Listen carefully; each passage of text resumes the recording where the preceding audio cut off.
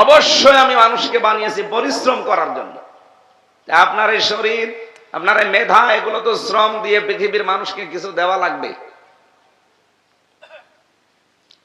আর চিন্তা ভাবনা করে, শরীর দিয়ে, গবেষণা করে, আমাদের ব্রেন দিয়ে, মাথা দিয়ে কি কিছু বানাতে পারি। আমরা একটা সুই বানাতে পারি, একটা গ্লাস বানাতে পারি। পানি খেয়ে বাঁচা লাগবে, একটা গ্লাস, একটা মগ, এগুলো আমাদের ব্রেনে আসে না। একটা সই বানানো লাগবে, কাপড় চোপড় অন্তত সেলাই করে যেন লজ্জাস্থান ঢাকা যায়, সেটাও বানাতে পারি না। কি কি করেন আপনি? আপনাকে তো আল্লাহ বানিয়েছে চিন্তা ভাবনা করার জন্য, গবেষণা করার জন্য, শ্রম দেওয়ার জন্য। এই জন্য পৃথিবীতে যারা শ্রম দেয়, ঘাম ঝরায়, ওয়াতুল আজিরা আজরাহু ক্বাবলা ইয়াজফারাহু, শ্রমিকের ঘাম শুকিয়ে যাওয়ার আগে তার পারিশ্রমিক তার হাতে ধরিয়ে দাও, এই নির্দেশ কার? আর কত মানুষ রমজানেও শ্রমিকের পয়সা মেরে খায়। এই গাজীপুর জেলায় বেশি, কারণ এখানে গার্মেন্টস বেশি। কি যারা দায়িত্বে আছে, কত মানুষ এই যে 8 ঘন্টা 10 ঘন্টা 12 ঘন্টা ডিউটি করে, তাদের যা দেওয়া দরকার এগুলো না দিয়ে, শ্রমের মর্যাদা না দিয়ে আপনারা আরো টাকা পয়সা মেরে খান। আপনি মানুষ, শ্রমিকের পয়সা মেরে না খেয়ে পায়খানা খাওয়া ভালো। যেহেতু শুধু এটা গাজীপুরে থাকছে না, কত কিরমান কাতিবিন দেখছেন না, এরা তামাম দুনিয়ায় পৌঁছাবে। আমি 8-9 দিন মালয়েশিয়া ছিলাম, সিঙ্গাপুরে। মালয়েশিয়া দেখলাম ওখানে ওয়াজ বাজতেছে এক দোকানে। কি গো, ভাষা কি? আমি বাড়ি যশোরে। একজন বলছে আমার বাড়ি পাকিস্তান, একজন বলে আমার বাড়ি থাইল্যান্ড। এখানে কি এ ওয়াজ বুঝতেছে? হুজুর সব বুঝে ফেলিস। এতদিন শুনতে শুনতে আপনার ভাষা সব আমাদের বোঝা হয়ে গেছে। আসলেও তো শ্রমিকের মর্যাদা নেই, শ্রমের মর্যাদা আমাদেরকে দেওয়া হয় না। আমরা এই দেশ থেকে, বাংলাদেশ, পাকিস্তান থেকে আর ভারত থেকে আসে ওরা। এই যে আমার সাথে 2 জন কাজ করছে 12 বছর, একজন পাকিস্তানের, 2 জন ভারতের। এরা আসতে 1,20,000 টাকা খরচ হয়েছে বাংলাদেশের টাকায়। অথচ ভারত, কলকাতা থেকে যারা যায়, বাংলাদেশ থেকে যারা যায়, ডিস্টেন্স প্রায় সমান সমান। মালয়েশিয়া, সিঙ্গাপুরে, কি কথা বুঝতেছে? অথচ মালয়েশিয়া বাংলাদেশ থেকে যেতে কমপক্ষে 6.5 লাখ 7 লাখ টাকা লাগে। আর আমাদের পাশে কলকাতা থেকে যাচ্ছে, মায়ানমার থেকে যাচ্ছে, ওখান থেকে 1,20,000 টাকায় চলে যাচ্ছে। বাকি টাকাগুলো কি ফেরেশতারা খায়? এই যে স্যার ভালো জানবে। এত কষ্ট করে গাজীপুরের এই হিজলতলির একটা যুবক, একটা ছেলে, বাড়ি ঘর, জমি জায়গা, তার বাবার মায়ের গহনা, স্ত্রীর গহনা বিক্রি করে 7.5 লাখ 6 লাখ টাকা জোগাড় করে যায়। আর ওরা মাত্র 1,20,000 টাকা চলে আসে। কাজ তো একই 2 জনের। দেখলাম দর্জির কাজ করছে 12 ঘন্টা একাধারে। হ্যাঁ, বেতন তাদের 2 জনেরই। জিজ্ঞেস করলাম কেমন কি হয়? ও বলছে আমার 1 লাখ, এও বলছে আমার 1 লাখ বাংলাদেশের টাকায়। ওর 6.5 লাখ 7 লাখ টাকা খরচ করে যদি 1 লাখ হয়, এর 1,20,000 1 লাখ হবে। এটা বৈষম্য না? এটা তৈরি করছে কি ভারত? তৈরি করছে কি মায়ানমার, পাকিস্তান? তৈরি করছে এই দেশে যারা দায়িত্বে ছিল। ওনারা কয়েকজনের নামও বলেছে যে এর সাথে জড়িত আছে হাসিনার ছোট বোন রেহেনা আর ওই দরবেশ। কোনটা? এরকম আরো 4-5 জনের নাম বলছিল। ওখানে কিছু মানুষ আছে, তাদের কাছে আমি শুনেছি। এই যে শ্রমিকের সাথে যে কাজটা করলে, শ্রমিকের পয়সা যারা মেরে খেয়েছেন এইভাবে 2 নাম্বারি কায়দায়, কিয়ামতের দিন আপনার শরীরে 1 টুকরা গোশত থাকবে না, শুধু হাড় ছাড়া। এখনই তো তাই অবস্থা হয়ে গেছে 6.5 মাস জেল খেটে। আর কিয়ামতে যে জেল আল্লাহ বানিয়েছে, যে কারাগার, শ্রমিকের পয়সা যারা মেরে খান, গরিব মানুষকে যারা ঠকান, আপনার শরীরে 1 টুকরা গোশত আল্লাহ রাখবে না, পুরাটা একেবারে ঝাঁঝরা করে দেবে। আগামীতে যারা আসবে দায়িত্বে, তারা যেন সচেতন হয়, বিশেষ করে শ্রমিকের ব্যাপারে। কারণ এরা সাধারণ মানুষ না, আল্লাহর বন্ধু। কত বড় গুরুত্বপূর্ণ শব্দ আল্লাহর নবী দিলেন তাদের ব্যাপারে। আর সবচাইতে ঘৃণিত, সবচাইতে খারাপ মনে করে আমরা তাদেরকে। এ তো এ ছোট কাজ করে, এ রাস্তা ঝাড়ু দেয়, পায়খানা সাফ করে। আরে ভাই, ওই কাজটা কত বড় গুরুত্বপূর্ণ কাজ আপনি জানেন? এই গাজীপুরে যারা রাস্তা ঝাড়ু দেয়, টয়লেট সাফ করে, ওরা যদি না থাকতো এই শহর বসবাসের অযোগ্য হয়ে যেত। সকালবেলা বের হতে পারতেন? আপনি তো সাহেব মানুষ, আপনি তো এসব করেন না। এই জন্য যারা এই কাজ করে খায় এদেরকে ছোট ভাববেন না, আর নিজেরাও আপনারা ছোট মনে করবেন না।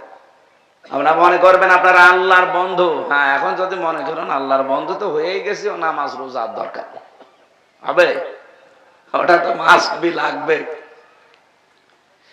কোরআনে কারিমে আল্লাহ উদ্বুদ্ধ করছেন, ফাইদা কুদিয়াতিস সালাতু ফান্তাশিরু ফিল আরদি ওয়াবতাগু মিন ফাদলিল্লাহ ওয়াযকুরুল্লাহা কাসীরান লাআল্লাকুম তুফলিহুন। যখন নামাজ শেষ হয়ে যায়, মসজিদে আর বসে থাকার দরকার নেই, ছড়িয়ে যাও, ছিটিয়ে পড়ো, যেখানে যার কর্মজীবন আছে ওই জায়গায় যাও। কিন্তু সাবধান, মসজিদে যেভাবে আল্লাহকে স্মরণ করতে অতটুকু স্মরণ কর্মজীবনে করলে হবে না। উনি সচিবালয়ে কাজ করতেন, নামাজ পড়েছে মাত্র 5 ওয়াক্ত নামাজ পড়তে 1 ঘন্টা 10 মিনিট লাগে, আর ওনার ডিউটি ছিল সচিবালয়ে 8 ঘন্টা। ওই 8টা ঘন্টা যদি আল্লাহর স্মরণে থেকে নামাজে যেভাবে আল্লাহকে স্মরণ করেছিল, মনে রেখেছিল, ওই 8 ঘন্টাও যদি ওভাবে আল্লাহর কথা মনে রেখে অন্যায় কোনো কাজ এই হাত দিয়ে না করে, এই মেধা দিয়ে না করে, 1 ঘন্টা 10 মিনিট নামাজ পড়ে যে সওয়াব পেয়েছে, পুরো 8 ঘন্টা ডিউটি করে একই সওয়াব পাবে। 8 ঘন্টায় যে নামাজের মতো সওয়াব হয় এটা অনেকে জানেই না, মনে করে না এ দুনিয়ার কাজ। কে বলেছে আপনাকে দুনিয়ার কাজ বলে কোনো কাজ নেই? যা করবেন ওইটা আখিরাতের কাজ। পৃথিবীতে মানুষ যেটা করে ওইটা দিয়ে তার আখিরাত তৈরি হয়। দুনিয়ার কাজ বলে কিচ্ছু নেই, যা করবেন ওটা কিসের কাজ? আরো জোরে বলেন। এই জন্য নামাজ ছিল 5 ওয়াক্ত নামাজ পড়তে মাত্র 1 ঘন্টা 10 মিনিটে শেষ, আর বাকি যে 22 ঘন্টা 50 মিনিট সময় এখনো দুনিয়ায় কাটাবে, কিভাবে কাটাবে? 8 ঘন্টা না ডিউটি করলো সঠিকভাবে আল্লাহর কথা স্মরণ করে আল্লাহর বিধান অনুযায়ী, তাহলে 8 আর ওদিকে 1 ঘন্টা 10, 9 ঘন্টা 10 মিনিট পুরাটা মনে করেন আর ইবাদত হয়ে গেল, আর বাকি তো এখনো আছে। এই ঘন্টাগুলো কি করবে? উনি তো 6 ঘন্টা বা 8 ঘন্টা ঘুমাবে। ঘুমানোর সময় যদি বলে বিসমি আল্লাহুম্মা বিসমিকা আমুতু ওয়া আহইয়া আস্তাগফিরুল্লাহ আল্লাযী লা ইলাহা ইল্লা হুয়াল হাইয়্যুল কাইয়্যুম ওয়া আতুবু ইলাইহি, এতটুকু পড়ে যদি ঘুমিয়ে যেতে পারে 8 ঘন্টা উনি নামাজের মতো সওয়াব পাবে। উনি কি আছে বলেন তো? ঘুমিয়ে আছে। বলেন বলেন। উনি যে 8 ঘন্টা ঘুমিয়ে নামাজে দাঁড়িয়ে যে সওয়াব পেত ওই সওয়াব পাবে, এটা এতদিন জানতেন? এমনকি ওনার স্ত্রীকে যদি শাসন করে যে তুমি আমার বাড়িতে থাকতে হলে ফরজ নামাজ পড়ো না, যদি শাসায়, এমনকি যদি মারধরও করে নামাজের জন্য, ওই মারধর করাটাও ইবাদত হিসাবে আল্লাহ লিখে নেবে। 4টা কারণে স্ত্রীকে মারা যায়, শাসন করা যায়, কিন্তু 4 জায়গায় মারা যায় না, মাথায়, মুখে, বুকে আর পিঠে। এই 4 জায়গা বাদ দিয়ে বাকি জায়গায় আপনি তাকে 4টা কারণে মারতে পারবেন, যদি ফরজ নামাজ না পড়ে, ফরজ রোজা না রাখে, সঙ্গত কারণে। যদি ফরজ পর্দা যেটা আছে এটা না করে, 4 নাম্বার স্বামীর জায়েজ হুকুম যেটা, এটা যদি না মানে, এই 4টা যদি না মানতে চায় তাহলে তাকে শাসনের জন্য মারা যায়।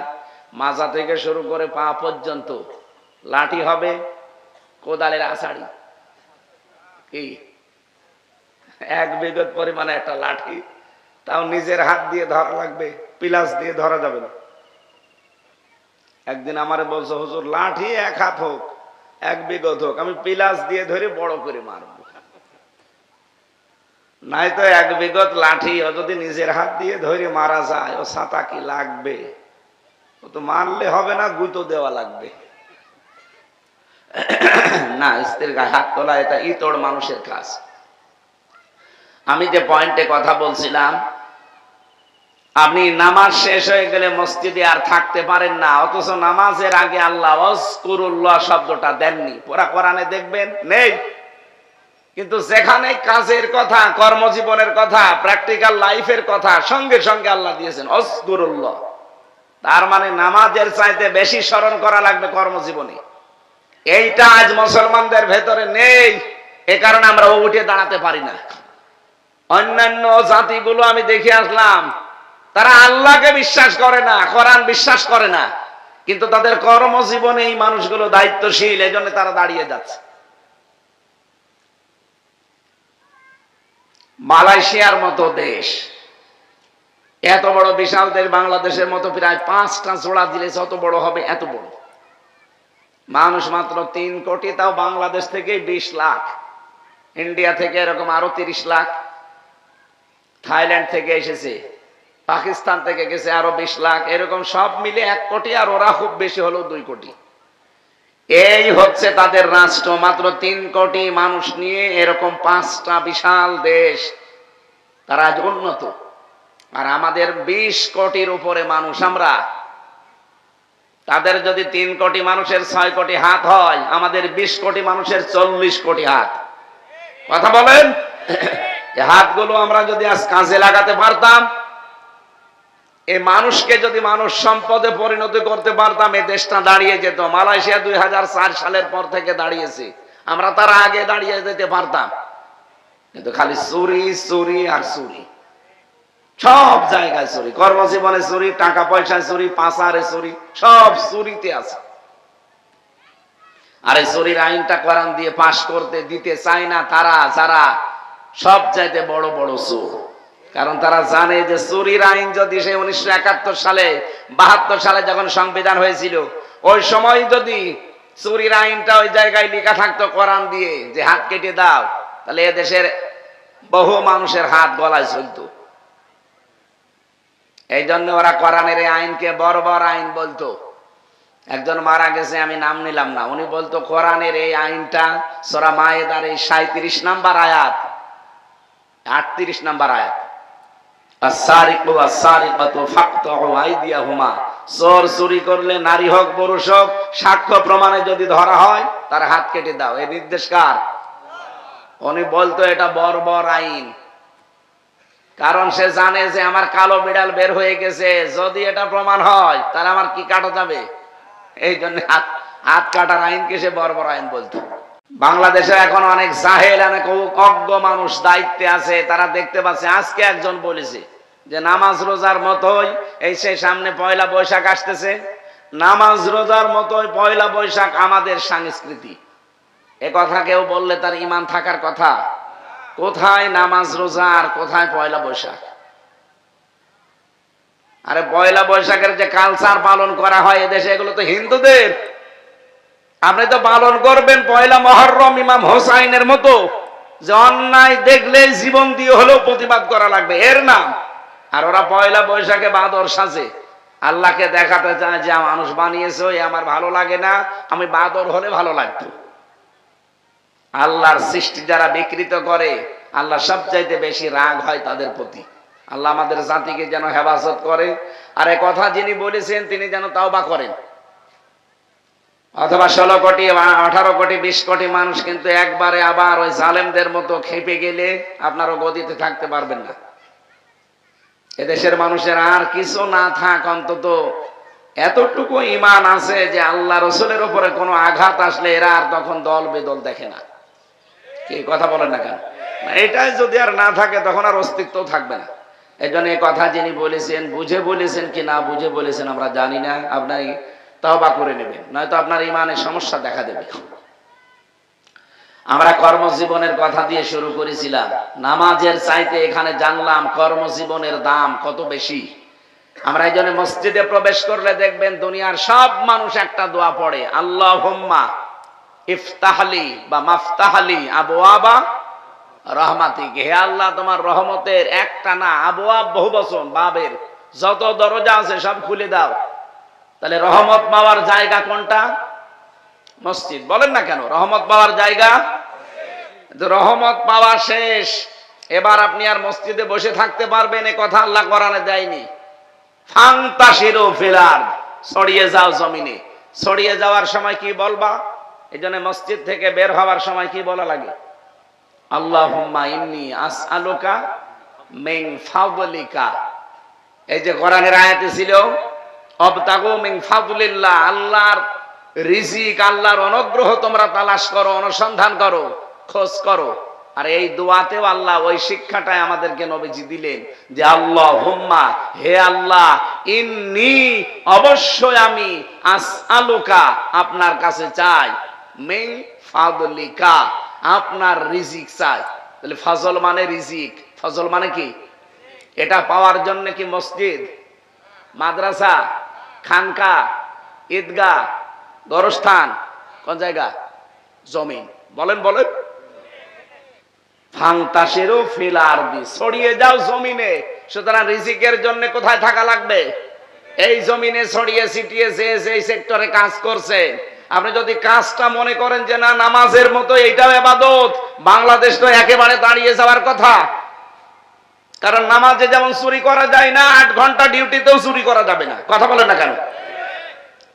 ইউনিয়নের মেম্বার থেকে শুরু করে একেবারে সংসদ যিনি প্রধান আছেন এদেশে, প্রত্যেকটা মানুষ যদি আজ এই রকম করে ইবাদত মনে করতাম, আমার মনে হয় দেশটা মালয়েশিয়ার মতো 2004 সালে না, এমা 54 বছর আগে দেশটা দাঁড়িয়ে যেত। কিন্তু আমরা যেখানে ছিলাম আরো নিম্নে চলে গেছি। রমজানুল মুবারক এসেছে, আমার প্রথম কথা ছিল একটার সাথে যেহেতু আর একটা সম্পর্কিত, রিলেটেড করা। রমজান আসলে যেন আমরা জান্নাতের দরজা যেহেতু সব উন্মুক্ত হয়েই আছে, আরো পরিষ্কার পরিচ্ছন্ন করে বিউটিফাই করা হয়। জাহান্নামের দরজা যা বন্ধ আছে আরো বন্ধ করে দেওয়া হয়। জান্নাতের হুর পরীরা গান বলতে আরম্ভ করে এবং আল্লাহ নিজে রহমতের দৃষ্টিটা বান্দার প্রতি একেবারে একনিষ্ঠ ভাবে নিক্ষেপ করে থাকে। পুরাটা মাস আল্লাহ দিয়ে আছে, আর এই শেষের দিকে আরো আল্লাহ বেশি দিয়ে আছে। বিশেষ করে নাজাতের এই সময়ে আমরা যেন আমাদের জীবনে নাজাত তৈরি করতে পারি জাহান্নামের আগুন থেকে। বলেন আমিন। এইটাই মানব জীবনের সবচাইতে বড় সফলতা। আমি এবার একটা নতুন তথ্য বলছি, যারা একটু লেখাপড়ার মন দেন বা পড়াশোনা করেন তাদের জন্য কাজে লাগবে। সূরা আলে ইমরান 185 নম্বর আয়াত। আল্লাহ রাব্বুল আলামিন বলেন, কুল্লু নাফসিন যায়িকাতুল মাউত ওয়া ইন্নামা তুওয়াফাউনা উজুরাকুম ইয়াওমাল কিয়ামাহ ফামান যুহজিহা আনিন নার ওয়া উদখিলাল জান্নাতা ফাকাদ ফাজ। প্রত্যেকেই মারা যাবে। ও গাজীপুরবাসী, আপনি যত উপরে ওঠেন না কেন, আপনাকে মরা লাগবে, এটাই ফাইনাল। পৃথিবীতে আজ পর্যন্ত যত দামি মানুষ বেঁচে থাকেনি, কিয়ামত পর্যন্ত কেউ থাকবেও না। ওয়াইন্নামা তুওয়াফাউনা উজুরাকুম ইয়াওমাল কিয়ামাহ, কিয়ামতের দিন প্রত্যেকের উজরত, পারিশ্রমিক আল্লাহ পরিপূর্ণ করে দেবে। এই শব্দটার দিকে খেয়াল করে আমি একটা জিনিস পেয়েছি।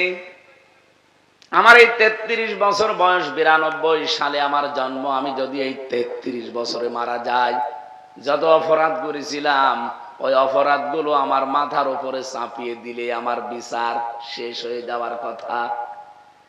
আল্লাহ ইউওয়াফাউনা উজুরাকুম ইয়াওমাল কিয়ামাহ, উজুর বহুবচন দিলেন কেন? তাফসীর মাহফিলে আসতে হয়, কোরআন বুঝতে হয়, এই কারণে নিজের জীবনকে সংশোধনের জন্য। আল্লাহ আজরুন দিতে পারতেন, উজুর দিলেন কেন? আমার 33 বছর বয়সে আমি মারা যাই, ঠিক আছে, কিন্তু 33 বছরে এমন এমন কাজ আমি আঞ্জাম দিয়েছি যে 33 কোটি বছর এটার রেশ থাকবে। আমি একটা সিনেমা তৈরি করলাম, একটা সিনেমা হল বানালাম। আমি হয়তো মরে গেলাম 33 বছর বয়সে, কিন্তু ওই সিনেমা হল, ওই সিনেমা তো আর বন্ধ হয়নি, ওটা চলতে আছে। কি দিন যত যাবে ওটা বিউটিফাই করে আরো সুন্দর করে ছড়াবে, বিভিন্ন ভাষায় ছড়াবে। এই বাংলাদেশে পবিত্র প্রেম বলে একটা সিনেমা বানিয়েছিল একজন হিন্দু একজন মুসলমান, এই চরিত্র নিয়ে, বাংলাদেশের মেয়ে। ওটা আমি তামিলনাড়ুতে গিয়ে দেখি, ওই দেশে এই সিনেমাটা তামিল ভাষায় পরিবর্তন করে তাদেরকে দেখানো হচ্ছে। কাহিনী একই আছে কিন্তু ভাষাটা তামিল। পাকিস্তানে যান, এখানে উর্দুতে আপনাকে শোনাবে ওই কাহিনীটা। না লাগবে না কিছু। আমি যেটা বোঝাতে চাই এখানে, আমি মারা গেছি কিন্তু আমার কাজ তো মরে যায়নি। এই কাজটা যতদিন থাকবে কবরের ভেতরে আমার পাপের বোঝাটা তত বাড়তেই থাকবে। কথা বোঝানো যায়নি। قد خسر الذين كذبوا بلقاء الله, সূরা আনামের 30 নম্বর আয়াতে আল্লাহ জানিয়েছেন অবশ্যই ক্ষতিগ্রস্ত হয়ে গেছে ওই মানুষগুলো। ক্ষতিগ্রস্ত হবে না, হয়ে গেছে। কারা? যারা আল্লাহর সাক্ষাৎ এটা অবিশ্বাস করে, মিথ্যা মনে করে যে আল্লাহর সাথে সাক্ষাৎ হবে, দাঁড়ানো লাগবে, জীবনের পুরাটার হিসাব দিয়ে আল্লাহ পরিপূর্ণ উসুরত দেবে, এটা যারা বিশ্বাস করে না, আল্লাহ বলেন তারা ক্ষতিগ্রস্ত হয়ে গেছে। হাত্তা ইযা জাতুহুমুস সাআতু বাগতাতান, হঠাৎ করে যখন তাদের সামনে সাত চলে আসে। এখানে সাতের অর্থ দুইটা, একটা মৃত্যু আর একটা কিয়ামত। হঠাৎ করে মরণ যখন চলে আসে, ক্বালু ইয়া হাসরাতানা, ওই মানুষগুলো পেছনের দিকে তাকিয়ে আফসোস করে যে কি পাঠালাম আমি, আমার এই জীবনে আমি কি পাঠিয়েছি। আলামা ফাররাতনা ফিহা, আমার জীবনে আমি যা কামাই করেছি এর জন্য আমার এখন আফসোস হয়। ওয়াহুম ইয়াহমিলুনা আওযারহুম আলা যুহুরিহিম, এই যে ঝাড়, ঝাড় এক বচন, আওযার বহু বচন। ঝাড় মানে বোঝা, আওযার মানে বোঝা সমূহ। আল্লাহ বলেন ওয়া মানে এবং হম মানে তারা, ইয়াহমিলুন হামালা, ইয়াহমিলু মানে বহন করা। এটা মজারে, বর্তমান, ভবিষ্যৎ, প্রেজেন্ট, ফিউচার। এই মানুষগুলো যেন বহন করছে, করবে তাদের পাপের বোঝাগুলো পিঠের উপরে। গাজীপুরবাসী আপনি মনে করবেন আমার নিজের জন্য এইটা, আমি যদি এখন মারা যাই, আমার এই 33 বছর জীবনের যত গোনাহ এগুলো একটা বোঝা আকারে চাপিয়ে দিলে তো হয়ে যেত। আল্লাহ কেন আওযার দিলেন কেন? আমি যে বললাম এমন এমন কাজ, আমি সাদগায়ে জারিয়া সারা জীবন শুনি যে মাদ্রাসা, মসজিদ, মানবতার কল্যাণে কোনো কাজ করলে ওটা সাদগায়ে জারিয়া হয়, যতদিন টিকে থাকবে সওয়াব পেতে থাকবেন। এদের পরিবর্তে গুনায়ে জারিয়া আছে অনেকে আমরা জানি না। সাদগায়ে জারিয়া যেমন আছে, আপনার জীবনে গুনায়ে জারিয়াও আছে। মারা যাওয়ার সঙ্গে সঙ্গে ওই কাজটা দুনিয়ায় এখনো রেশ কাটে নাই, চলতে থাকে। আমি এমন একটা দল তৈরি করে গেলাম, আমি হয়তো মরে গেছি কিন্তু দলের লোক তো মরে যায়নি, ওরা সাদাবাজি করছে। এরকম দল তো বাংলাদেশে নেই। আমি মরে গেলাম, আমার দলের লোক এখনো মানুষ কোপানো বন্ধ করেনি। আপনি দেখেছেন আগস্টের 5 তারিখের আগ পর্যন্ত কিভাবে মানুষকে কুপিয়েছে। আমি একটা ভিডিও দেখছিলাম, একটা ছেলেকে তরবারি বের করে এক কোপ দিল হাতের উপরে। আপনি দেখেন ভিডিওটা? অবশ্যই ছেলেটা কোনো না কোনো দলের ছেলে, না তো কোপ দেবে কেন? আমি নাম নিলাম না, অবশ্যই কোন দলের ছেলে। নাম নিতে অসুবিধা কি? ছাত্রলীগের অথবা যুবলীগের। বলেন তো, যারাই ছাত্রলীগ যুবলীগ প্রতিষ্ঠিত করেছিল তারা তো মরে গেছে, কিন্তু এই মানুষগুলো তো এখনো মারা যায়নি। এদের দ্বারা যত মানবতার ক্ষতি হবে, মানবতা বিপদে পড়বে, আল্লাহর কসম কবরে বসে বসে গুনায়ে জারিয়া পেতে থাকবে। এই জন্য আপনার বোঝা এখন আর আওঝার হাজার নেই, আওঝার হয়ে গেছে। একটার পর একটা বোঝা বাড়তেই থাকবে, বাড়তেই থাকবে। এখন কিয়ামত হতে এখনো কত কোটি বছর বাকি। বলেন তো, এত বছর কবরে আপনি পড়ে আছেন, কিন্তু আপনার পাপের বোঝা কমতেছে না বাড়তেছে? 2-5টা হবে না কোটি কোটি বোঝা হবে? বলেন। আন্দাজে একটা দলের উপরে আমরা চাপিয়ে দেই যারা রক কাটে, অথচ আজ পর্যন্ত এই 54 বছরে আমরা প্রমাণ দিতে পারলাম না যে তারা রক কেটেছে। কিন্তু যারা রক কাটে, মানুষের ঠ্যাং পর্যন্ত কেটে নেয়, রক না হাত কেটে নেয়, তাদের নামে কোনো বদনাম নেই। এখন কিছু কিছু বদনাম বের হচ্ছে। জাহাঙ্গীরনগর বিশ্ববিদ্যালয়ে মানিক নামে যে ছেলেটা 100টা মেয়েকে ধর্ষণ করার পরে মিষ্টি বিলোতন করছিল যে আমি সেঞ্চুরি করেছি। উনি যেই দলের লোক, ওই দলটা যিনি প্রতিষ্ঠিত করেছিল সে তো মারা গেছে, কিন্তু ওই দলের এই ছাত্র তারা তো মারা যায়নি, তারা কাজ চালিয়ে যাচ্ছে। বাবা শাহজালাল সব হালাল। 100টা মেয়েকে ধর্ষণ করে যদি আপনি চিন্তা করতে পারেন, মিষ্টি বিলোতন করছে যে আমি সাকসেস, আমি আজকে সেঞ্চুরি করেছি। উনি তো মরে গেল, কিন্তু এই কাজগুলো যতদিন এই দুনিয়া জীবিত থাকবে, যত মানুষ ধর্ষণের শিকার হবে, যে কয়েকদিন আগে আসিয়া, এইটাও গোনাও তার আমলনামায় যাবে। কারণ তারা ধর্ষণ করে আনন্দ করে, উল্লাস করে। যত মানুষ এই ধর্ষণের শিকার হবে, সব গোনাগুলো যিনি দল কায়েম করেছিল তার আমলনামায় যে পাপের বোঝা বাড়তেই থাকবে। আমরা শুধু জানি আদম নবীর সন্তান হাবিল আর কাবিল, ওনারা একজন আর একজনকে পৃথিবীতে মেরে ফেলেছিল। এজন্য কিয়ামত পর্যন্ত যত অবৈধ হত্যা হবে তার একটা পার্সেন্টেজ কাবিলের আমলনামায় যাবে। হ্যাঁ যাবে, কেন? কারণ প্রথম তিনি মানুষ মেরেছিলেন। এইটা যদি আপনি সহজে বুঝে ফেলেন যে কিয়ামত পর্যন্ত কাবিল, এই লোকটা একটা মানুষকে মাত্র হত্যা করেছিল দুনিয়ায়, কিন্তু যত মানুষ কিয়ামত পর্যন্ত হত্যা হবে অবৈধভাবে, 2024 সালের 5 আগস্টের আগ পর্যন্ত 2732 জন মানুষ মারা গেছে সরকারি হিসাবে। কেউ না কেউ মেরে ফেলেছে, কি নাকি এমনি মরে গেছে? যেই মারুক না কেন তারা ওই কাবিলের মতো পার্সেন্টেজ পেতে থাকবে। কাবিলের বোঝা যদি কোটি কোটি হয়, আপনার বোঝা কয়টা হবে আপনি নিজে বলেন? এই জন্য আল্লাহ কিয়ামত বানিয়েছেন। উজু রকম দেওয়ার পরেই দেখবেন ইলা ইয়াউমিল কিয়ামা, আল্লাহ পাক বলেন আমি এটা দুনিয়ায় দেব না, এটা দেওয়ার একটা জায়গা বানিয়েছি, তার নাম কিয়ামত।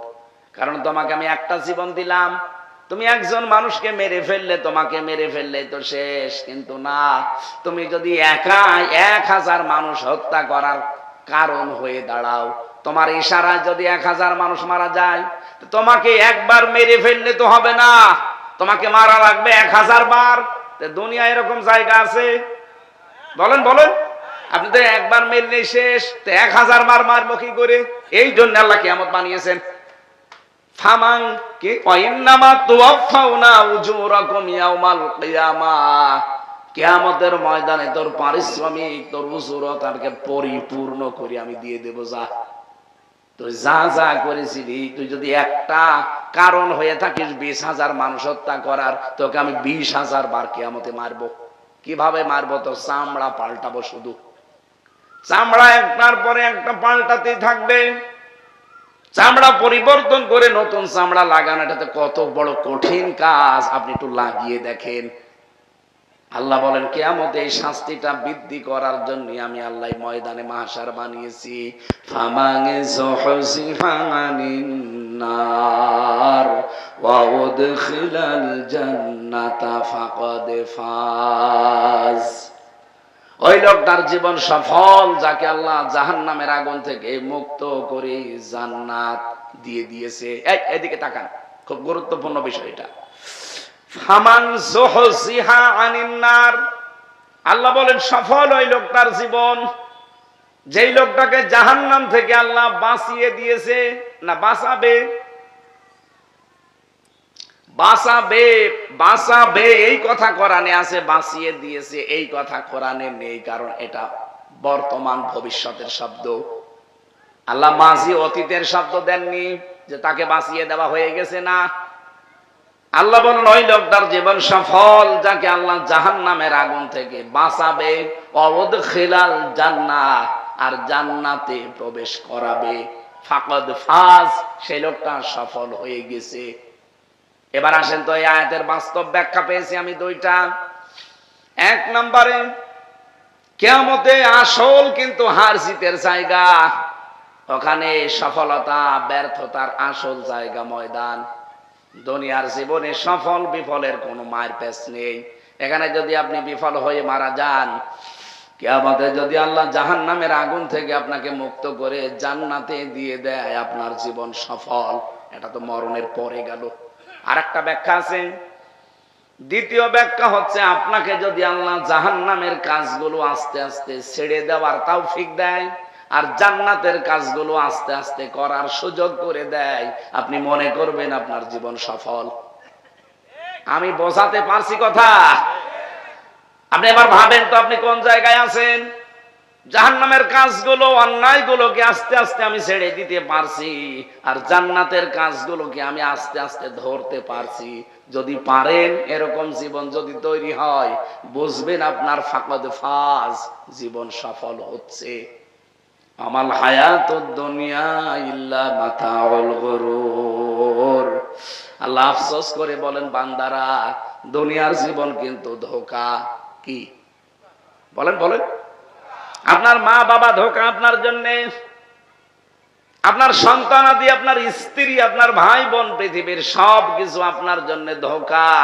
আপনার এই সম্পদ আদি, সন্তান আদি, দুনিয়ায় যত কিছু আল্লাহ বলেন গুরুর, এটা ধোঁকা। এর বাস্তব প্রমাণ আমরা এখন নিজেরাই টের পাচ্ছি। 200 বছর আগে যে লোকটা মারা গেছে, ওই লোকটা যদি এখন গাজীপুরে এসে বলে যে এই জমি জায়গা আমার, এই বাড়ি আমার, আপনি ঢুকতে দেবেন? আমি আমার নিজেরটা বলছি। আমার বাবার নাম রিয়াজ উদ্দিন, তার বাবার নাম জাহান আলী, তার বাবার নাম নমাজ আলী, তারপরে আমি জানি না। এই যে নমাজ আলীর বাবা যিনি, সত্যি কথা বলছে আমি জানি না। সে যাই হোক, তার নাম মনে করেন মোহাম্মদ আলী। এই যে এই লোকটা খুব বেশি হলো মাত্র 200 বছর আগে মরে গেছে। তাকে আমি কোনোদিন দেখিনি, কারণ আমি নমাজ আলীকেও দেখিনি। আমি জাহান আলী পর্যন্ত দেখেছি, এরপরে আমি আর দেখিনি। নমাজ আলীর বাপ তো আরো দূরের কথা, উনিও আমাকে দেখেনি, আমার নামও শোনেনি, আমি ওনার নাম শুনিনি, ওনাকে তো দেখিওনি। এখন যদি উনি এই 200 বছর পরে কুষ্টিয়ায় ফিরে আসে, এসে বলে যদি এই 2 তলা বাড়ি আমার, এই জমি জায়গা আমি বানিয়েছিলাম, আমি এখানে থাকতে চাই, ওনাকে থাকতে দেব? কিসের নমাজ আলীর বাপ আপনি? আমি তো নমাজ আলীকে চিনি না, কারণ আপনিও আমাকে দেখেননি, আপনাকেও আমি দেখিনি, আমি চিনিও না। এমনকি এই গ্রামে এখন যারা আছে কেউ আপনাকে চেনে না। এইটার নাম দুনিয়া। আল্লাহ বারবার কোরআনে আয়াতটা দিয়েছেন, আমাল হায়াতুদ দুনিয়া ইল্লা মাতাউল গুরুর। হে পৃথিবীর মানুষেরা, দুনিয়ার জীবনটা কিন্তু ধোঁকা, এটা প্রতারণা ছাড়া আর কিছু না। এই জন্য এইটার পেছনে পড়ে আমার বিশাল আখিরাত যেন ভুলে যেও না। আমার ম্যাডাম আমাকে ভালোবাসে, আমি জানি। কত মানুষ আছি আমরা এই পৃথিবীতে, রমজানুল মোবারকও চলে যাচ্ছে, নিজের আখিরাতের পুঁজি তৈরি না করে স্ত্রীর মুখে হাসি ফোটানোর জন্য, তাকে সুখে রাখার জন্য, শান্তি দেওয়ার জন্য বৈধ অবৈধ নেই, বাম হাত ডান হাতের কামার একসাথে করে। এটা রেকর্ড হচ্ছে, এই কারণে বলছি সারা দুনিয়া এখন যাচ্ছে। আপনি ডান হাত বাম হাতের কামাই একসাথে করে 2 তলা থেকে 20 তলা বানিয়ে দিয়ে চলে গেলেন। এখনই মারা যান, এক্ষুনি মারা গেলে, আজকে রাত যদি আমার ম্যাডামকে কেউ বলে হামজা মরে গেছে, একটু পাহারা দেন, বলবেন না, জিন আসবে। কি বলবে? আমি একা পারবো না পাহারা দিতে, আরো 3-4 জন মহিলা দেন। না, আমি একা থাকতে পারবো না। পাহারা যদি দেয়ও, যদি বলা হয় সারা জীবন তো আপনার কাছে ছিল, আপনি খাটের উপরে ছিলেন 2 জন, আজকে আপনি থাকবেন খাটের উপরে আর হামজাকে খাটের নিচে মাটি দেব, বলবেন না, জিন আসবে। মাটি তো দিতে দেবেই না, সকালবেলা বলবে কবরে নিয়ে যান। হ্যাঁ, পাগলের মতো হয়ে যাবে, খাওয়া দাওয়া হয়তো বন্ধ করে দেবে। 2 দিন 5 দিন 7 দিন পরে দেখবেন স্বাভাবিক হয়ে গেছে তার জীবনও। 4 মাস 10 দিন পার হতে হতে তার মা বাবা মিলে দেখবেন তার বিয়ে দিয়ে দেবে অন্য জায়গায়। মাত্র 2-3 দিন 4 দিন 5 দিন সংসার করার পরে ঠিক আমার ম্যাডাম তার বাবার কাছে কল দিয়ে, মায়ের কাছে কল দিয়ে বলবে, বাবা মা, হামজা তো আর কি ছিল, এখন যার সাথে আছে 100 গুণ ভালো মানুষ। আমি ডিলেট হয়ে গেছি। অথচ এই 5 তলা 2 তলা থেকে 5 তলা আমি বানিয়েছিলাম। কথা বলেন ঠিক কিনা? এখন আমার আর কিছু তার মনে নেই। ওই 2 দিন তার কাছে থাকার পরে সব সে ভুলে গেছে।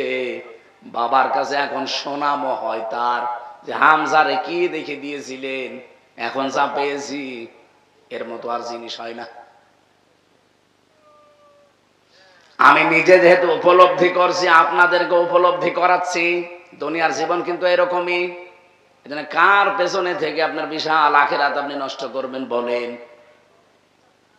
আল্লাহ আমাকে যেমন বুঝ দিচ্ছেন, প্রত্যেকেই যেমন এই বুঝটা ক্লিয়ার করে দেন, বলেন আমিন। আমি শ্রমিকের কথা বলতে গিয়ে পর্যন্ত এসেছিলাম। এই জন্য শ্রমিকের মর্যাদা অনেক বেশি। যারা কাজ করে খান, বাড়িতে হোক জমিনে হোক, যে যেখানে আমরা কাজে আছি, আমরা নিজেকে যেন ছোট মনে না করি। মনেই করবেন যে আমি কাজে না, আমি ইবাদতে আছি। প্রত্যেকটা মানুষ যদি বাংলাদেশে আমরা এটা মনে করতাম, রমজান মাস প্রতি বছর বছর আসা লাগতো না, একবারে রমজান সফল হয়ে যেত। 2 নম্বরে রমজানের দাম বেড়েছিল যেহেতু কোরআনের কারণে, এর সাথে সম্পৃক্ততা বাড়াবেন। 3 নম্বরে আমি নিয়েছিলাম, 3 নাম্বারটা কি? আপনাদের যদি কিছু মনেই না থাকে তো আমি বলেই যাবো, আপনি শুনিয়ে যাবেন। এই জন্যই তো 45 মিনিটের বেশি কথা বলা ঠিক না, কারণ মাথায় কথা ধরার একটা লিমিট আছে। আমি বলেই গেলাম 2 ঘন্টা ধরে, আপনি শুনিয়েই গেলেন না। আমি কয়টা বিষয়ের কথা বলতে চাচ্ছি বলেন তো? 4টা। প্রথম কি? রমজান। প্রথম কি? 2 নম্বরে কোরআন, 3 নম্বরে সিয়াম, 4 নম্বরে তাকওয়া। এই 4টা তো মনে রাখা যায়।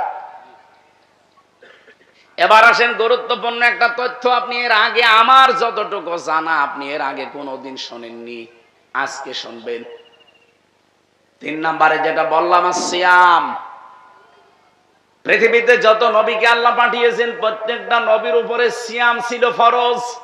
কুতিবা আলাইকুমুস সিয়াম কামা কুতিবা আলাল্লাযিনা মিন ক্বাবলিকুম। তোমাদের উপরে রোজা লিখে দিলাম, ফরজ করে দিলাম।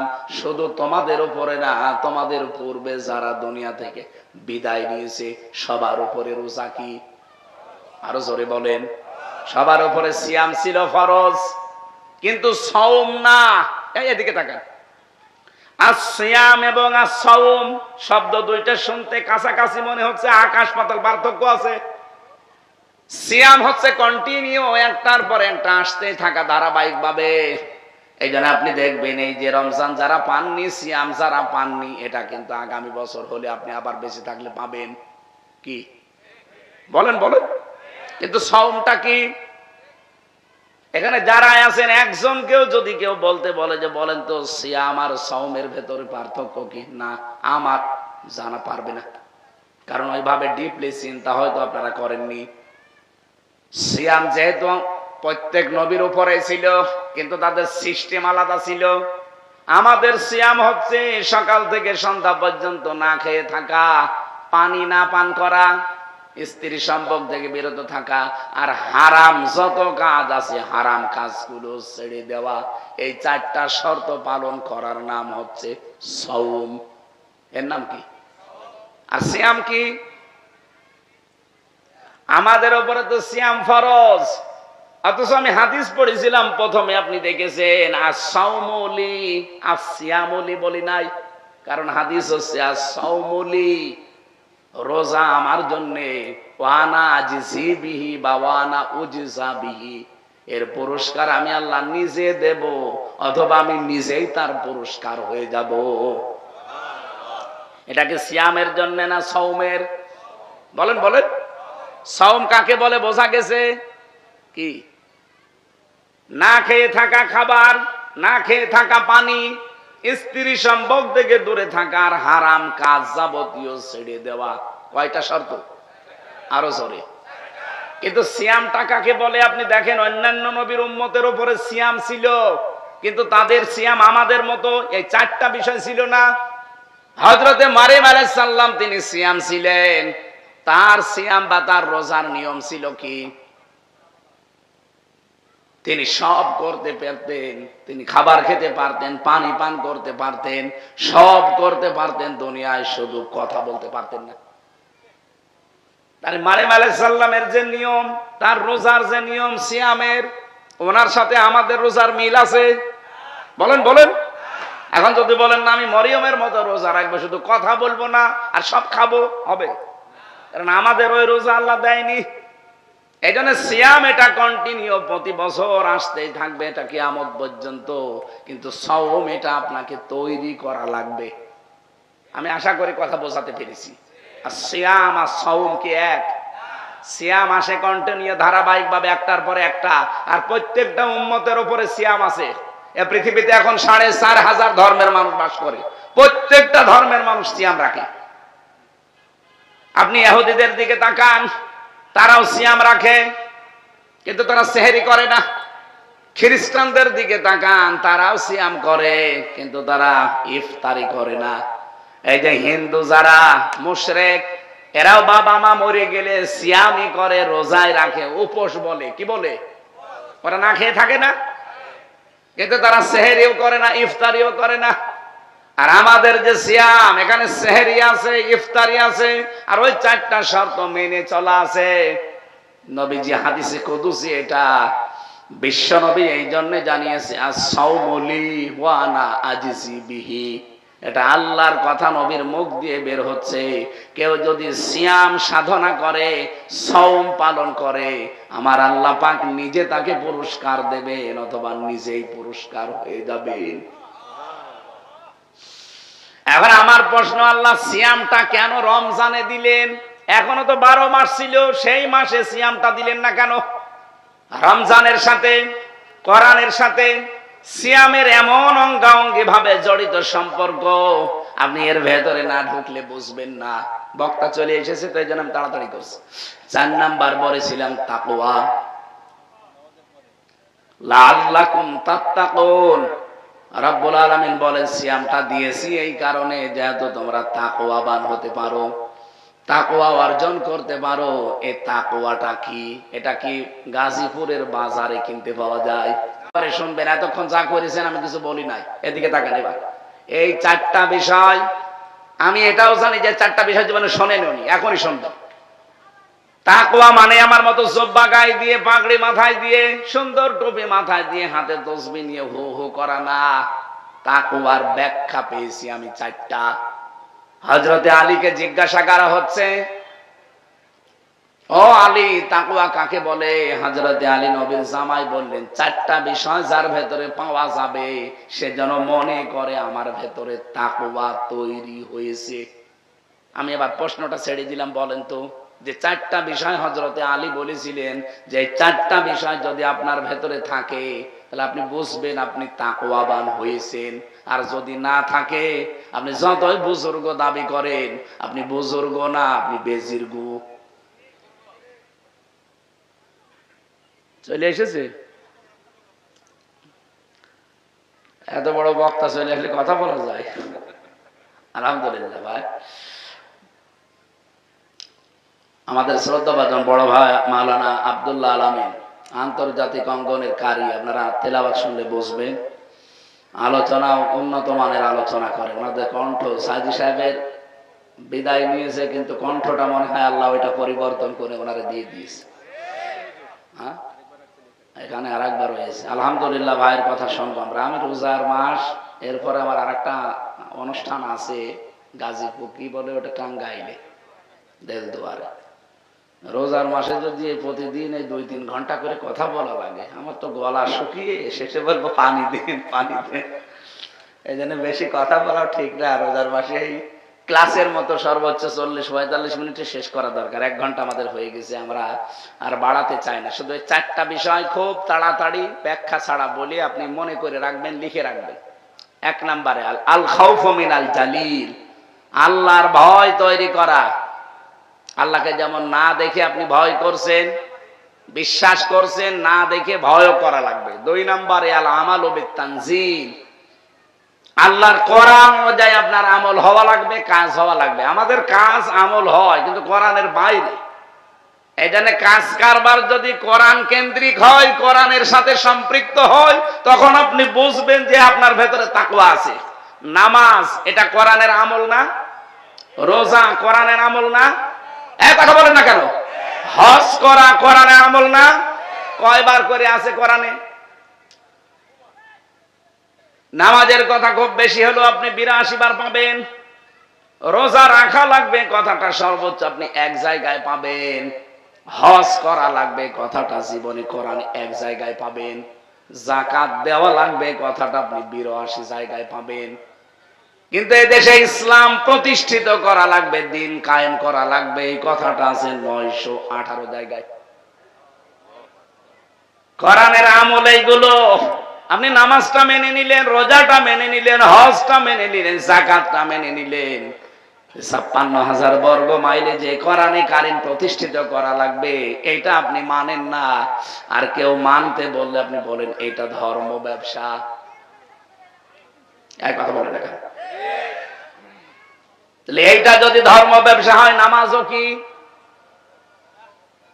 ওইটা ধর্ম ব্যবসা? 9টা এর ভেতরে আছে, আর 918 জায়গায় আছে এইটা যে আকিমুদ্দিন, দিন কায়েম করো, ডাইরেক্ট হোক ইনডাইরেক্ট হোক। হয়তো এক জায়গায় আপনি আকিমুদ্দিন পাবেন, অন্য জায়গায় পাবেন আলালাহুল খালক ওয়াল আমরু, আর এক জায়গায় পাবেন ইনিল হুকমু ইল্লা লিল্লাহ। এরকম বিধানগুলো আছে। তাহলে সবগুলোর সামারাইজ করলে আমি 918 জায়গায় পুরা কোরআনে পেয়েছি। ওইগুলোর কথা বললেই মানুষের কাছে আমরা কালার হয়ে যাই, বলে এ হুজুর বেশি বুঝে। অথচ নামাজের কথা সুর দিয়ে বলি, মানুষ কান্নাকাটি করবে আর বলবে খুব ভালো মানুষ। ওই ভালো মানুষটা যখন বলে যে আকিমুদ্দিন, এটা কায়েম করা লাগবে। কারণ খৌফ, ভয়, তাকওয়া যদি কেউ তৈরি করতে চায়, কোরআনের বাইরে আমল করলে তার তাকওয়া তৈরি হবে না। আমরা আপনাকে আহ্বান জানাবো, আজকে শফিউদ্দিন নাকি নাম যেন দেখলাম, এই শফিউদ্দিন সাহেব দিন কায়েমের আন্দোলনে যুক্ত হয়েছেন। উনি বুঝে শুনে যুক্ত হয়েছেন, আন্দাজে যুক্ত হয়নি। উনি মনে করে নামাজ যেমন ফরজ, রোজা যেমন ফরজ, দিন কায়েম করা ঠিক ওইরকম ফরজ। এ কারণে এত রিস্কের ভেতরে ওই কাজগুলো তারা আঞ্জাম দিয়ে যায়। কিন্তু বাকি যে মানুষগুলো আমরা দেখি, কেন এ কাজকে আপনি ফরজ মনে করেন না? খালি নামাজ ফরজ, রোজা ফরজ, এটা ফরজ না? এটা আজ বাংলাদেশের 18-20 কোটি মানুষ যদি আমরা শফিউদ্দিনের মতো মনে করতাম, না এটাও ফরজ, এই বাংলাদেশের দিন কায়েম হতে দেরি হয়। কিন্তু আমরা এই তাকওয়ার এই পর্যায়ে যেতে পারিনি। সে হুজুর বলেন আর খেজুর বলেন। 3 নম্বরে আল কিনায়াতু বিল কলিল, অল্পে তুষ্ট থাকা।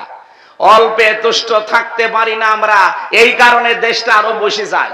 এখন এত ঋণ এই দেশে, একটা মানুষ জন্ম নিলে 1,10,000 টাকা তার মাথার উপরে ঋণ। অল্পে তুষ্ট থাকলে এই কাজ হতো না। টাকাগুলো সব আপনি পাচার করে করে বাইরে বেগম পাড়া, সাহেব পাড়া বানিয়েছে। থাকতে তো পারেন না। মালয়েশিয়া দেখেছি, হোটেলে ওঠার পরে নিচতলায় নেমে কি এখানে বসে কি করেন? হুজুর আমরা আগে পালিয়েছি। সাহেব পাড়া বানিয়েছেন, ওখানে থাকবেন না? ওখানে থেকে মায়ের খাবো। বাংলার জনগণ এখানে আছে, পিটিয়ে বানিয়ে ফেলবে। কি করলেন আপনি? সাহেব পাড়া বানালে থাকতেও পারেন না।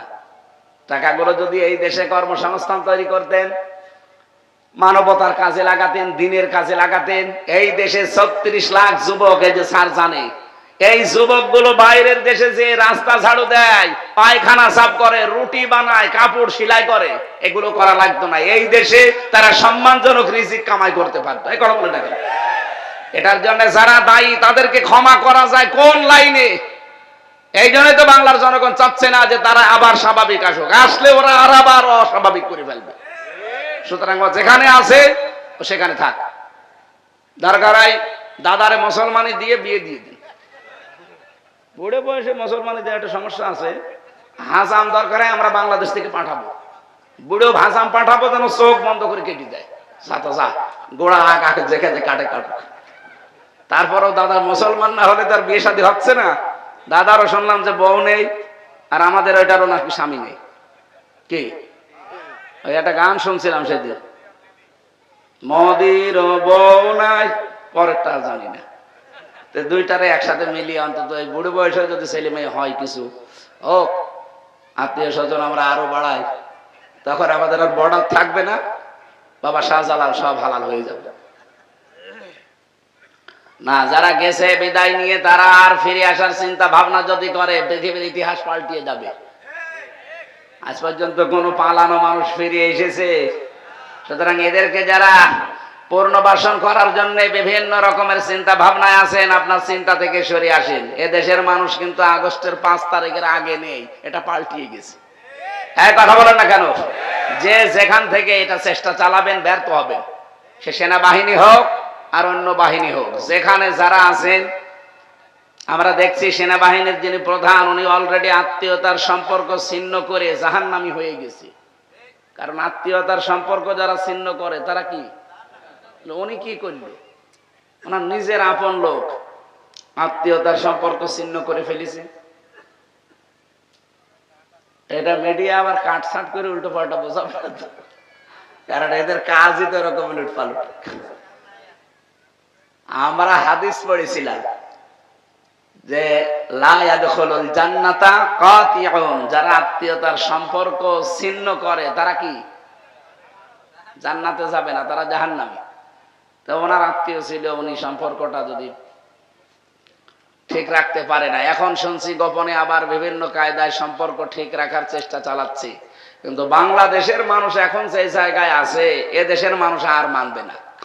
আপনি দরকার হয় নতুন আত্মীয় করেন, ওই আত্মীয় ভুলে যান, ওটা আত্মীয় না। হযরতে নূহ আলাইহিস সালাম তার সন্তানের পরিচয় দিতে চাচ্ছিলেন, আল্লাহ বললেন না, সন্তান না, ওইটা আপনার। ওটা আপনার আহাল পরিবারের লোকেরা যারা আল্লাহ রসুলকে মানে না, মানবতার জন্য যারা হুমকি, ওরা আপনার আত্মীয়ই না। এই জন্য আমরা এদেশে যারা মুসলিম আছি, এ দেশের বৈধ যারা নাগরিক আছি, এ দেশটাকে যারা অবৈধ করার জন্য চেষ্টা চালিয়েছেন, আপনি তো আমার আত্মীয় হলো। এখন আমরা কোরআনের ওই আয়াত অনুযায়ী বলবো লাইসা লাকা মিন আহলিকা, আপনি আমার আত্মীয়ই না। আমরা চেষ্টা চালাচ্ছি। 4 নাম্বারটা হচ্ছে ওয়াল ইস্তিদাদু লিয়াউমির রাহি, আখিরাতের পুঁজি তৈরি করার জন্য সে লোকটা সচেষ্ট থাকবে।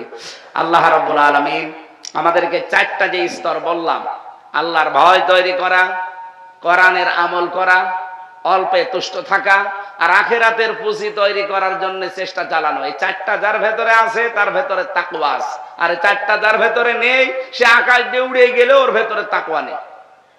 যেহেতু রমজান এসেছে আমাদেরকে তাকওয়া শিক্ষা দেওয়ার জন্য, আর কোরআনে কারিম আল্লাহ নাযিল করেছেন রমজানে, ইন্না আনজালনাহু ফি লাইলাতিন মুবারাকা, অবশ্যই আমি আল্লাহ কোরআন নাযিল করেছি একটা বরকতময় রজনীতে। ইন্না কুন্না মুনজিরিন, আর আমি নিজে সতর্ককারী। সতর্ককারী কে? আমরা শুধু অ্যাডভার্টাইজ করছি, আসল সতর্ককারী কে? কোরআনে আল্লাহ এরকম সতর্ক বাণী দিয়েছেন 500, ফিহা ইফরাকু কুল্লু আমরিন হাকিম। আল্লাহ কোরআন নাযিল করেছেন যেই দিন, ওই দিন তিনি গুরুত্বপূর্ণ কিছু সিদ্ধান্ত নেবেন। যেহেতু 27 রমজান সামনে, 21, 23, 25, 27, 29 এর ভেতরে যে কোনো একদিন আল্লাহ রাব্বুল আলামিন গুরুত্বপূর্ণ কিছু সিদ্ধান্ত নেবেন। আমরা দোয়া করছি মুসাফির অবস্থায়, রোজাদার অবস্থায়, আল্লাহ যেন আমাদের এই দেশটা যত ষড়যন্ত্র হচ্ছে সব কিছুকে নস্যাৎ করে এমন কিছু গুরুত্বপূর্ণ সিদ্ধান্ত আমাদের ব্যাপারে নেন, আমরা যেন সামনে কোরআন সংসদে চলছে এটা দেখে মরতে পারি। আমার কথার অর্থ বোঝা গেছে? আমি জানি আপনারা বুঝেছেন। ফিহা ইফরাকু কুল্লু আমরিন হাকিম, আল্লাহ কিছু গুরুত্বপূর্ণ সিদ্ধান্ত নেবেন এই রাতে। সুতরাং আমরা বারবার দোয়া করব, আমাদের যত রকমের ষড়যন্ত্র হচ্ছে দেশ নিয়ে, দেশে বিদেশের মাটিতে, সব আল্লাহ যেন নিজে নস্যাৎ করে দেয়। আর এমন কিছু বরকতময় সিদ্ধান্ত আল্লাহ যেন নেয়, যেটা ওই যে হাজার হাজার বছরও হয়নি, কোরআন নাযিল করে আল্লাহ যেটা দিয়েছে সেটা পাওয়া যাবে যদি এটা সংসদে যায়। আল্লাহ রাব্বুল আলামিন ওই দৃশ্য দেখে মরার তৌফিক আমাদের দান করুন, আমিন। 2 নম্বরে কোরআন, 3 নম্বরে সিয়াম, 4 নম্বরে তাকওয়া। আপনি একেবারে ধারাবাহিকভাবে মিলাবেন, একটার ছাড়া আরেকটা কোনো মর্যাদাই নেই। রমজান মাস 1500 বছর আগেও ছিল, কিন্তু কোনো মর্যাদা ছিল? বলেন। এর মর্যাদা বাড়ার কারণ কি? পরের শব্দে আছে, আল্লাযী উনজিলা ফীহিল কোরআন। এই সেই মাস রমজান যাতে আল্লাহ কোরআনে কারীম নাযিল করলেন। তাহলে রমজানের মর্যাদা, মূল্যের কথা আমরা যা শুনছি বা শুনবো, এর একটাই কারণ, এ মাসে আল্লাহ কোরআন দিয়েছেন। কোরআন যদি মুহররম মাসে, সফর মাসে, রজব মাসে, শাবান মাসে দিতেন, তাদের দামও বেড়ে যেত। রমজানের দাম বাড়ার পেছনে কারণ কি বলেন তো? আরো জোরে বলেন। কারা? এই মাসটাকে স্মরণীয় বরণীয় করে রাখার জন্যে মাহে রমজান উপলক্ষে এলাকার যুবকেরা যে আয়োজন করেছে, প্রতি বছরে এরকম প্রত্যেক দিন যেন কোরআন কেন্দ্রিক কিছু থাকে। যেহেতু রমজানের দাম বেড়েছেই কোরআনের কারণে, সেটা যদি না থাকে তো রমজানের মূল্য মর্যাদা আপনি বুঝবেন কি করে? আজকের মাহফিলের সম্মানিত সভাপতি জনাব মোহাম্মদ হেলাল উদ্দিন, প্রধান অতিথি জনাব মুজিবুর রহমান, বিশেষ অতিথি জনাব মোহাম্মদ শফি উদ্দিন, জনাব মোফাজ্জল হোসেন। এখানে সম্মানিত অতিথি আপনাদের এলাকার কৃতি সন্তান, সাবেক সচিব, শ্রদ্ধাভাজন ব্যক্তিত্ব জনাব শাহ আলম বকশী, আতালাল্লাহু উমরাহু ওয়া বারাকাল্লাহু ফি হায়াতি। বলেন আমিন। আমার পরে যিনি কথা বলবেন, বাংলাদেশের প্রথিতযশা আলেমে দ্বীন, ইসলামিক চিন্তাবিদ মাওলানা আব্দুল্লাহ আল আমিন। এরপরে মনে হয় কথা বলার আর কেউ নেই। বাকি যারা নাম দেখছি এনারা কথা বলেছেন, মাওলানা জামাল উদ্দিন, মুফতি আব্দুর রউফ, মাওলানা হোসাইন মাহফুজ, মাওলানা নাসির আহমেদ, অন্যান্য সম্মানিত ব্যক্তিবর্গ, সামনে বসা মুসলমান ভাইরা, পর্দার আড়ালের সম্মানিতা মা এবং বোনেরা, এই এগুলো বন্ধ করতে বলেন। এই বসো বসো বসো বসে পড়ো। এই আপনাদের কাজ আছে, এখানে দাঁড়িয়ে কি করেন? বসে পড়ে। কাউকে এখানে দাঁড়িয়ে থাকা লাগবে না, বসেন।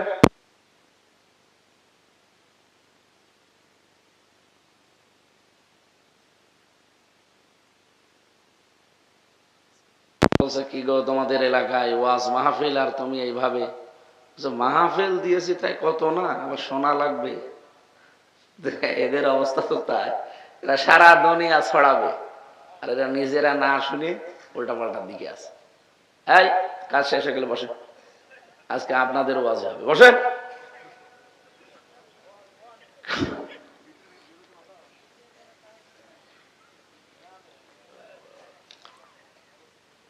সবাইকে নিয়ে আমরা রমজানুল মোবারকে একটা কথা বললে যেহেতু ৭০টা কথা বলার সওয়াব হয়, এই জন্য বলেন আলহামদুলিল্লাহ।